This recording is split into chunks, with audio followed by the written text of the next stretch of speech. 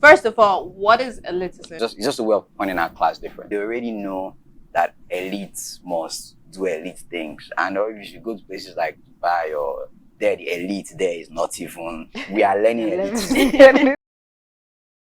But I would also think that gender, I mean, as we said, society determines, the kind of society you belong to determines what is this standard. So for gender as well, what is termed elite to me as a lady, what the minimal basis for me to be a lady in Lagos is different from what it means to be a lady. Of course. It's the reason since we're here now, I think women participate in pseudo-elitism much more and better in Lagos. Because the route to entry is easier. For me as a guy, to pretend to be an elite Lagos boy, I have to pretend to be rich. To be an elite Lagos babe, you have just to be good looking. Well, that's arguable because there are certain factors that go into looking like an elite Lagos babe, for example. Like you first of all you have to invest in your hair, and then there are the ones that have to invest in their skin or feel the need to invest in their skin because they feel like brighter skin or fair complexion looks more elite than dark skin, and so it's not cheap.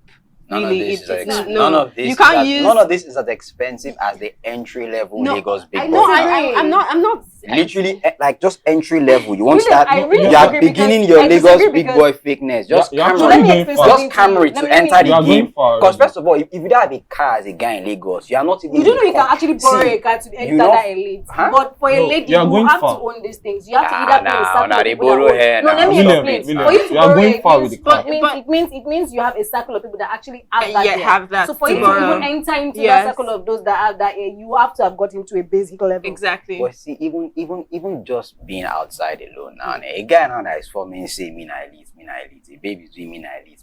Two of us are in the club. Yeah.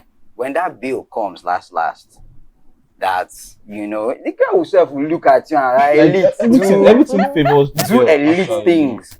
But for guys as well, like guys also understand that look. It depends on the kind of guy you are. But for a lot of guys, if you want the most options, you want to pretend to be the most elite you are. That's why you see like maybe guys want to pop bottles. 4 guys will go put money together and Voltron and order 1 bottle because we need to look, party no go nice if guests no day and guests will not day if bottle not day. So it's a weird thing where I feel like we've gotten so deep in the cycle now that sometimes I'm out in Lagos and I'm like, I don't even know who is real and who is like, you literally can't tell anymore. Like you can, how much are we allowed to? I don't. This is a bit. I won't swear. I won't swear. Pseudo-elitism thing for guys is so difficult. Starting from the clothes, and guys tend to compare. Original, not fake. And ladies, you understand? Guys can be like, I think when you're coming to original, and guys' girls clothes are do more it as well. expensive. No, girls. No, girls do it as well. Like hair, not so much. Like hair, starting from hair. Not so much as the guys. Very much. In fact, very much. In fact, the way the fakeness is different. Like it's not that it's fake. It's just that it's not human hair. We know it's synthetic. It's different from what really is synthetic though? No. See, if I wear a Gucci shirt that is fake, it's pretending to be a Gucci shirt, but it's a fake version of Gucci shirt. And if you are you saying for these hairs now, there are the ones that are actually not, and people are trying to act like this is precisely what we're saying. We as guys, you can't tell the difference. That's the bit that kills me. Or else it's really bad. That's what we're trying to say. I don't even know what this one is. I have another take to this because for this pseudo-elitism thing, I feel another problem that comes into the mix is the contentment problem. Yes, I was actually coming to that. People cannot. I might just have something really nice that can be considered as elite, but because I'm not contented, because I've seen that guy who in actual fact might just be wearing a fake shirt but has some kind of body carriage enough to carry it and make it look like it's actually for real. But because I'm not contented, I'm just like, oh, that guy looks way better than I am. Like, I need to step up my game. Sometimes these things don't actually exist. It exists in our heads most times. As far as I'm concerned. Because I've been in Lagos for a bit now, and I just realized that there's really, really, really nothing. Those people that you think are elite are not actually elite. But if you're able to be comfortable in your own skin and you're able to own your things with your chest and go out there with confidence of what you have and carry yourself properly, for me, it's a thing of the mind. So I was going to come into that contentment topic in the sense that is there a way we can link pseudo-elitism to discontent? Like someone is not content with what they have, and so their eyes are always on another person's property, and they want to get more. Because contentment, right? If you get to a stage in your life where you have money, you have everything you need, you can travel whenever, like take a random vacation whenever, you can buy the clothes you want, and you can go eat at a fancy restaurant, so you're good, right? But you see someone driving like the latest Maserati or something, and you just suddenly feel, not because you don't have cars, you have cars, but then you're already elite, you're just greedy. Exactly. So like, where do we draw the line between pseudo-elitism and just pure greed? Because you see that a lot of people, like young people, like he said, like the guys, for example, a lot of them are going into a life of crime so that they can afford this lifestyle, and then they get this money, and it's not even about being comfortable anymore. It's just about showing off, because you see them, all they want to do is pop bottles in the club. Some of them don't even go ahead to buy houses, which is an investment. They want to stay in the expensive hotels. So it's like, I stayed in Eco Atlantic for one full year, you know, that kind of thing. I can afford to stay in Eco Atlantic for one full year, and it has nothing on me. So now it's no more about getting to a place of comfort, because yes, like you said, aspirational. Like if you're aspiring to be comfortable, it's not a bad thing. If you're aspiring to a certain level of wealth, it's not a bad thing. But when it comes to discontent, you're always looking at this person and comparing yourself to this person, and you want to be higher than this person. It's an endless cycle. I think William earlier said that when you begin to forget why you entered into that pseudo-elitism in the first place, is where your problem starts. Because then you enter that cycle. Yeah. If you were aspirational in the initial stage and you're like, okay, I would like to have this kind of life, and so let me begin to put my mind in that particular state. I mean, this is where I'm going, so let me adjust my gaze to the other side. When I'm there and I realize that the whole lot of other gazes that exist, and I forget why I was there in the first place, and then I begin to greed enters, and I begin to, oh, this is not good enough, even when I have enough. I think that's where you get the line. Don't forget why you are here. Don't forget why you created that comfort, that persona in the first place. It's okay to aspire. I aspire. If I want something, I begin to live that as my reality, even though it's not yet there. But I begin to live that kind of life where, okay, if I'm going to be a billionaire in 3 years' time, so what do billionaires do? How do they do these things? I'm going to learn the things I can do till I'm able to have that. I mean, is that not what it is? I want to be a doctor. I begin to understand what it's like to be a doctor. I want to be a basketballer. I begin to train. It's aspirational. That's okay. But the moment when I shift focus, and it's okay to adjust your gaze, but be conscious of that greed factor and contentment. You know what you're saying about how, you know, like maybe like a better term, Yahoo boy hammers, and you know, instead of like actually, not that is the way to hammer. If you did hammer that way, instead of like making like viable investments, you know, like buying property or, you know, putting in bonds, the person invests in maybe clothes or a hotel or whatever, because these are things people can see. Yeah. So these are things that people would think that, oh, this person has a higher status, basically. But if you bought one house somewhere and put tenants in there, you're not carrying your house around with your tenants on your head, so nobody knows. If you put money in bonds somewhere, you're not walking around with your bond certificates in the club like 30 million. You understand, you know? So it's a very psychological thing for a lot of people as well, where there is already a vacuum of feeling like I am nobody. So when that money finally arrives, the first thing is, you hear it. Shebi is me people who told us I cannot come in. I'll come and I'll book the room for 20 weeks. You're all mad. I'll call you for breakfast. I won't eat. You ever see these breakfast shots? Yeah. I'm just like, dude, no way. 3 of you couldn't finish this. Like, what are you doing? Like, this is just how? Like, this is not even healthy at this point.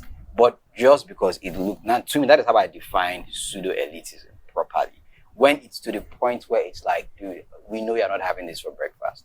You want us to see this picture, so we'll feel that we too should eat a whole loaf of bread and 20 sausages and 3 jugs of orange juice just for breakfast. No, it's too much. So speaking about that, like the visuals, right, in pseudo-elitism, do you see or can you relate like the social media factor in it? Because that's a primary. I mean, I feel like that's a primary Fire was driver. already burning. That's the fuel. Fuel everywhere. Social media. It's the It makes worst. it brings it closer. I mean, even when you don't want to see it, then in your face. It's because I mean, but this is the irony as well. I was watching like a documentary type thing on how people respond to social media. The things most people post, the reason we want people to like it is not because we want them to think, oh, William is living this great lifestyle. It's because the more they like it, we start to believe that we are living it. It's actually for us. So you can see someone that you're not having a great time. If I always talk about that, if you've taken plenty pictures when you're out, your night was terrible. Yes. Because if you're having you would not even remember. But people have to take these pictures so people can comment, you they enjoy you. Baba, now you be this. That is actually what they enjoy. And that is what makes them feel like my life is great. Not necessarily, the life in itself. It's that validation that, oh, wow, fantastic. And at this point, it's out of hand. Now there's filters, there's like anyone. If you can't do it, Mark will do it for you. It's okay. So now, it's unhinged. Now, stripping elitism down to the core, if we're just going to like naked it right now, it's basically classism. Naked, And it's basically classism. And I'm pretty sure you guys have heard about the eat the rich theory, right? Like where the lower class feel like or there's the idea that there will come a time where the lower class would feel like they need to, or they blame the rich for the conditions they're in. Marxism's whole thing. Yeah. And then, it will become an idea, it's like a clash of classes, right? The lower class want to attack the rich because they feel like they're the reason why their condition is the way they are, or they're not helping them enough, or that kind of thing. And do you think with this pseudo-elitism growing and gaining more ground, and it's everywhere now, do you think that is even more of a possibility now? Is it something that might come in our society presently in Nigeria? It's happening. I mean, there's this level of entitlement that comes from a basic regular human being. They feel the moment you pass by with a car, you owe them a certain level of help. Whereas I might just not own the car, or I probably just got the car from a loan and won't settle in 15 years. So there's this basic level of entitlement that comes from the supposed lower class, that they believe that everybody up there is there because of what they do, or because they are here and so they exist. And it's that's just the beginning. And there'll come a time when somebody will come up and sell to them that if you don't do this, then they will not exist. Yeah. Because one of the things that made me even go towards that sector is like, so there was an influencer, she just had a baby and she was suffering postpartum depression, right? She's an influencer, she makes a ton of money, obviously. And so she put up a video where she was in tears because like everything was just overwhelming. I mean, postpartum depression is not an easy feat, right? And some other woman put up a video in reply to her saying she had no right to put up with video of her crying and suffering, that if she wants to see suffering, she should come to this woman who don't have any resources to even fight their own postpartum depression. So it's like invalidating her feelings because she has money, right? It's that idea that you have money, so you have no right to be depressed. You have money, you have no right to claim that you're suffering. What can you be suffering if you have money? Money answer it also. No, it doesn't. No. And so when she saw that video, I love her response. She's like, if money cured stuff like depression, how can you explain all the people, all the rich people who have committed suicide? I mean, they had all the money, they had all the resources, they had access to therapy. Do you know what is actually even, I almost said hilarious and realize how not funny this is. Actually, it's very serious.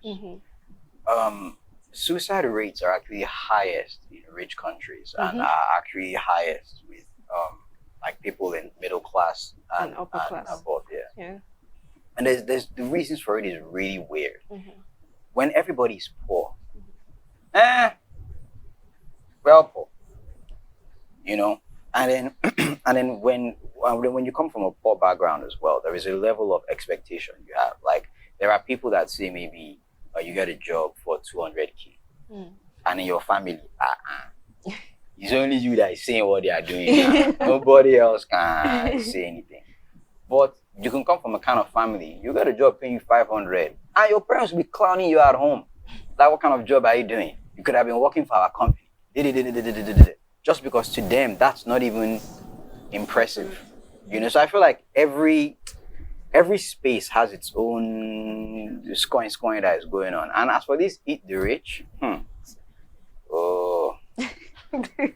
it's really, really worrisome in Nigeria. Because I feel like before social media, a lot of people outside of elite classes couldn't really see what was going on. So it's sort of like, okay, you could think of rich people as a distant, weird. It's sort of the way like no one is ever really jealous of the queen. You think of how if you heard the queen got 20 new cars today, you'd be like, oh, the Queen of England, God bless her. If your neighbor that lives right next to you buys one new car, you will find yourself like, what's going on here? Am I being left behind? Am I? It happened to a friend of recent. I mean, two of his neighbors bought Range Rovers. And he keeps hammering on the fact that what is going on? Why am I the only one that he even parked his car in front of my car? Why is he showing up? You know, that urgency, that sense of urgency because it's close to you, and you're asking, okay, what are they doing that I'm not doing? Am I not supposed to? So now you can change my car, and he just got a car like late last year, and I'm like, you use a nice Benz as well. It's just know. My worry now is when people keep feeling they're being pushed back to a wall, because I look at society as a game, you know, and truth is we all want to be elite. Let us just either we all want to be elite or we all want a very equal society that everybody's elite, so nobody's elite. As for this second one, I'm not going to address it because I don't even think we are close to building anything like that. So the one we operate on now is that everybody wants to get into the elite game and everybody's playing with your business, with your whatever. And once people start to feel like this game is rigged, because now the scam is if you worked hard enough, then you too can be the next Elon Musk. You too can be the next Bill Gates. All you need is a garage somewhere, and your company will take off. I mean, or read these 12 books in the week. But for these things, once people start to feel like, look, it doesn't matter how many times you play this thing, you can't win because the elite have locked it up. That is when I believe the eat the rich thing is going to kick in, because it's not like, look, if it's not fair and I can't play, what do people do when they're angry when they're playing video game? Smash. They'll press reset. Since I can't lose, they're just beating me. If it's online, they just log off. Because at that point, like our last life, the guy vexed, you throw the pad. You know, so I sort of, can't get my Canada from Okay, guys. We have a lot to say, but we have to cut it here. And this is our own version of events. We definitely want to hear what you think about this topic, pseudo-elitism in Nigeria, or Soweto. Pseudo, right? We're going with pseudo. We're going with pseudo. Pseudo-elitism. Yes. Pseudo-elitism Nigeria. in Nigeria. The impact it's had, if the whole eat the rich thing is closer than we think, or if it's already here. And what do you think we can do? Like, About that. I don't know. What do you think we can do to address these things, right? Tell us in the comment section on Instagram, YouTube, Facebook, wherever. Just tell us, and we'll see you on the next topic. And please, why have you not subscribed? That's his favorite. Please. And hit the bell too. Please. I mean, And watch past videos. you know, God bless. God bless. Leave it at that. Yes. We'll leave it at that. All right, We'll guys. leave it at Thank that. you.